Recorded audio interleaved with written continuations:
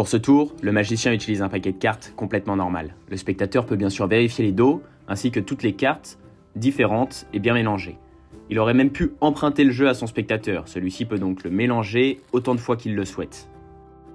Pendant que le spectateur a encore le jeu en sa possession, le magicien en profite pour lui demander de prendre 3 cartes, de manière aléatoire et de les mémoriser. Ça peut être 3 rois, 3 2 ou encore 3 cartes qui n'ont aucun rapport ensemble. Afin de faciliter la démonstration, on imaginera que le spectateur prenne 3 as, l'as de pique, de cœur et de carreau. Le magicien n'a normalement aucune idée des cartes que le spectateur a choisies, mais pour cette démonstration, nous allons les laisser face retournée. Il sépare ensuite le jeu en 4 paquets, à peu près équitables. Comme il y a une cinquantaine de cartes dans un jeu, le magicien compte une dizaine de cartes par paquet. Il indique ensuite à son spectateur qu'il doit s'apprêter à perdre ces 3 cartes quelque part dans le jeu. Il lui demande donc de prendre sa première carte et de la poser au-dessus de la première pile, et de couper un nombre complètement aléatoire de cartes dans la pile d'à côté afin de la perdre quelque part dans le jeu. Il lui demande ensuite de prendre sa seconde carte et de la placer sur la seconde pile. Encore une fois, le spectateur coupe autant de cartes qu'il veut dans la pile d'à côté afin de perdre cette seconde carte dans le paquet. Enfin, le spectateur pose sa troisième carte sur la troisième pile et toutes les piles de cartes sont ensuite collectées par le magicien. Il n'y a aucun break dans le jeu, tout est bien égalisé et équitable. Le magicien ne connaît ni les cartes de son spectateur, ni leur emplacement dans le jeu. Il explique maintenant à son spectateur qu'il va distribuer la moitié des cartes face retournée et l'autre moitié face cachée. Si le spectateur voit l'une de ses cartes passer, il n'aura qu'à dire stop. Le magicien commence à distribuer les cartes. Le spectateur, lui, est à la recherche d'un de ses 3 as. Pour le moment, il n'en voit aucun. Le magicien continue alors sa distribution tant que le spectateur ne dit pas stop. Mais aucune des cartes du spectateur n'apparaît. C'est assez étrange car le magicien a déjà distribué une première moitié du jeu et les probabilités pour qu'aucune de ces cartes n'apparaisse étaient relativement faibles.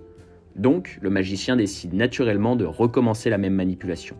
Le spectateur se concentre car il y a beaucoup plus de chances que cette fois, l'une de ces cartes apparaisse.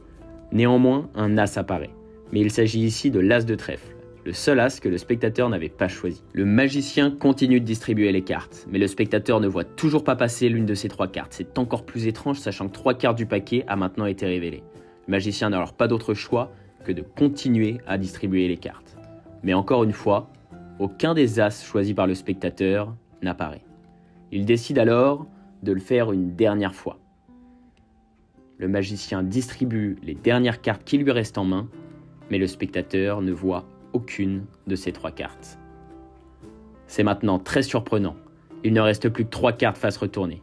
Le magicien les retourne alors et il s'agit des 3 as que le spectateur avait mémorisés dans un paquet qu'il a lui-même mélangé et dans lequel il a pu perdre ses cartes de manière aléatoire. Le spectateur est alors très impressionné. Alors, pour ce tour, vous allez avoir besoin d'un jeu de 52 cartes. C'est très important, 52 cartes, pas plus, pas moins, donc sans les jokers. Si vous avez les jokers dans le jeu, retirez-les. Ensuite, vous donnez directement le jeu à votre spectateur, car pour ce tour, il n'y a aucune préparation. On pourrait très bien emprunter le paquet à n'importe qui et commencer directement. Donc, vous demandez à votre spectateur de bien mélanger le paquet, et de la même manière que dans la démonstration, vous allez lui demander de prendre 3 cartes, n'importe lesquelles, et de les mémoriser.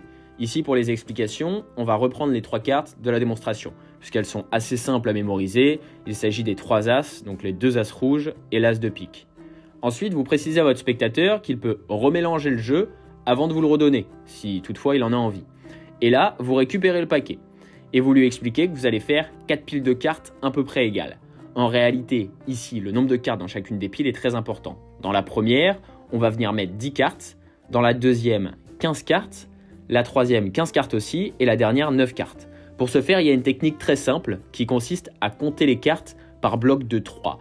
Donc c'est-à-dire comme ceci, 1, 2, 3, puis 1, 2, 3, et on le fait indéfiniment jusqu'à avoir le nombre de cartes qu'on veut. Donc pour la première pile, il nous faut 10 cartes, ça fait 3, 6, 9, et on rajoute une carte pour arriver à 10, et voilà pour le premier paquet. Le deuxième paquet doit avoir 15 cartes, donc c'est 3 x 5, donc 3, 6, 9, 12 et 15. Et on pose directement.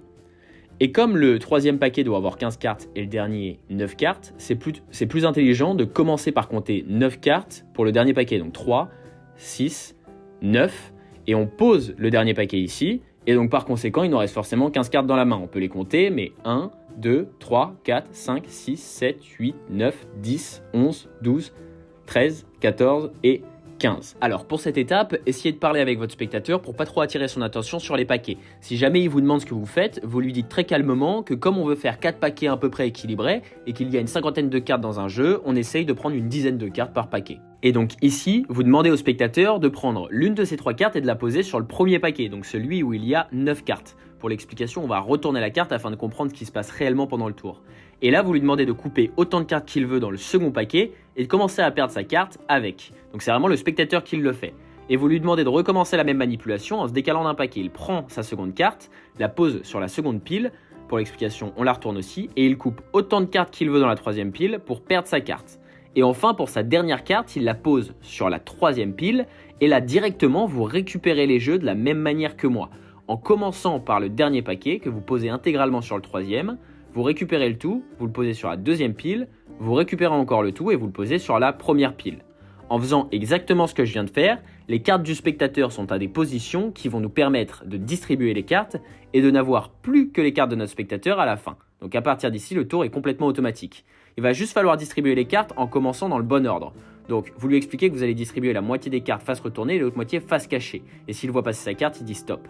Ici, ce qui est super important, c'est de commencer à distribuer les cartes face retournée et ensuite face cachée. Et vous continuez comme ça, une carte face retournée et la suivante face cachée. Donc j'accélère un peu car vous l'avez compris, le spectateur ne verra aucune de ces cartes, donc forcément ne dira pas stop.